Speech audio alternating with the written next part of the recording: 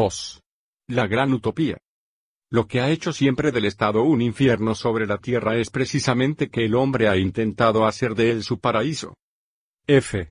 Hölderlin.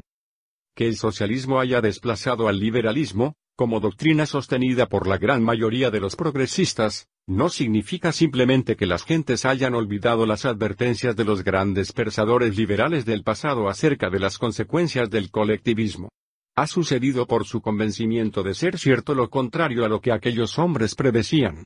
Lo extraordinario es que el mismo socialismo, que no solo se consideró primeramente como el ataque más grave contra la libertad, sino que comenzó por ser abiertamente una reacción contra el liberalismo de la Revolución Francesa, ganó la aceptación general bajo la bandera de la libertad. Rara vez se recuerda ahora que el socialismo fue, en sus comienzos, francamente autoritario. Los escritores franceses que construyeron los fundamentos del socialismo moderno sabían, sin lugar a dudas, que sus ideas solo podían llevarse a la práctica mediante un fuerte gobierno dictatorial. Para ellos el socialismo significaba un intento de terminar la revolución con una reorganización deliberada de la sociedad sobre líneas jerárquicas y la imposición de un poder espiritual coercitivo. En lo que a la libertad se refería, los fundadores del socialismo no ocultaban sus intenciones. Consideraban la libertad de pensamiento como el mal radical de la sociedad del siglo XIX, y el primero de los planificadores modernos, Saint-Simon, incluso anunció que quienes no obedeciesen a sus proyectadas juntas de planificación serían tratados como un rebaño. Solo bajo la influencia de las fuertes corrientes democráticas que precedieron a la Revolución de 1848 inició el socialismo su alianza con las fuerzas de la libertad. Pero el nuevo socialismo democrático tuvo que vivir mucho tiempo bajo las sospechas levantadas por sus antecesores. Nadie vio más claramente que de Tocqueville que la democracia, como institución esencialmente individualista que es, estaba en conflicto irreconciliable con el socialismo. La democracia extiende la esfera de la libertad individual, decía en 1848, el socialismo la restringe. La democracia atribuye todo valor posible al individuo, el socialismo hace de cada hombre un simple agente, un simple número.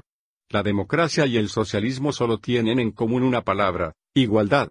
Pero adviértase la diferencia: mientras la democracia aspira a la igualdad en la libertad, el socialismo aspira a la igualdad en la coerción y la servidumbre. 9. Para aquietar todas las sospechas y uncir a su carro al más fuerte de todos los impulsos políticos, el anhelo de libertad, el socialismo comenzó a hacer un uso creciente de la promesa de una nueva libertad. El advenimiento del socialismo iba a hacer el salto desde el reino de la indigencia al reino de la libertad. Iba a traer la libertad económica, sin la cual la ya ganada libertad política no tenía valor. Solo el socialismo era capaz de realizar la consumación de la vieja lucha por la libertad, en la cual el logro de la libertad política fue solo el primer paso. El sutil cambio de significado a que fue sometida la palabra libertad para que esta argumentación se recibiese con aplauso es importante. Para los grandes apóstoles de la libertad política la palabra había significado libertad frente a la coerción, libertad frente al poder arbitrario de otros hombres, supresión de los lazos que impiden al individuo toda elección y le obligan a obedecer las órdenes de un superior a quien está sujeto. La nueva libertad prometida era, en cambio, libertad frente a la indigencia, supresión del apremio de las circunstancias, que, inevitablemente, nos limitan a todos el campo de elección, aunque a algunos mucho más que a otros. Antes de que el hombre pudiera ser verdaderamente libre había que destruir el despotismo de la indigencia física, había que abolir las trabas del sistema económico. En este sentido, la libertad no es más que otro nombre para el poder o la riqueza.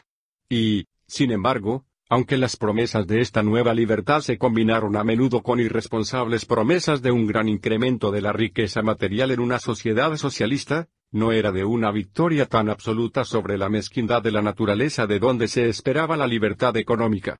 A lo que se reducía realmente la promesa era a la desaparición de las grandes disparidades existentes en la capacidad de elección de las diferentes personas.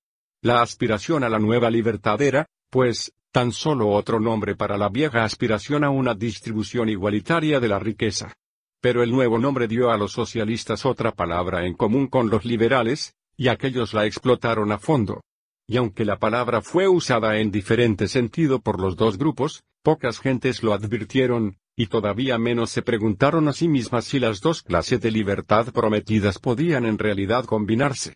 No puede dudarse que la promesa de una mayor libertad se ha convertido en una de las armas más eficaces de la propaganda socialista, y que la creencia en que el socialismo traería la libertad es auténtica y sincera. Pero esto no haría más que agrandar la tragedia si se probase que lo que se nos prometió como el camino de la libertad sería de hecho la vía de la esclavitud.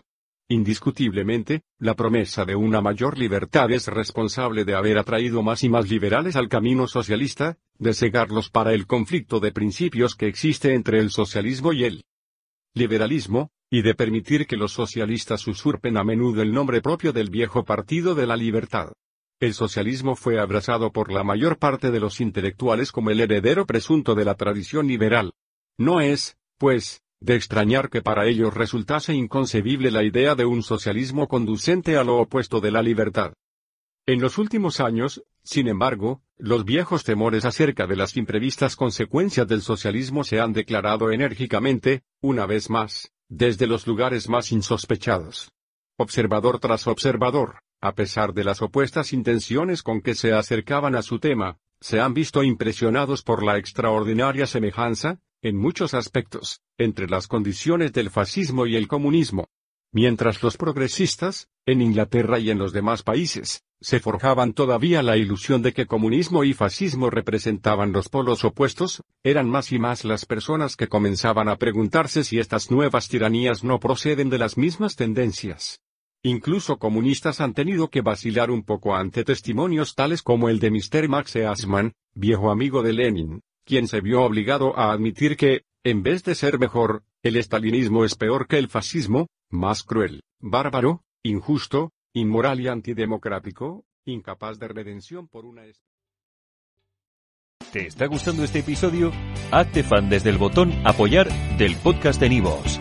Elige tu aportación y podrás escuchar este y el resto de sus episodios extra. Además, ayudarás a su productor a seguir creando contenido con la misma pasión y dedicación.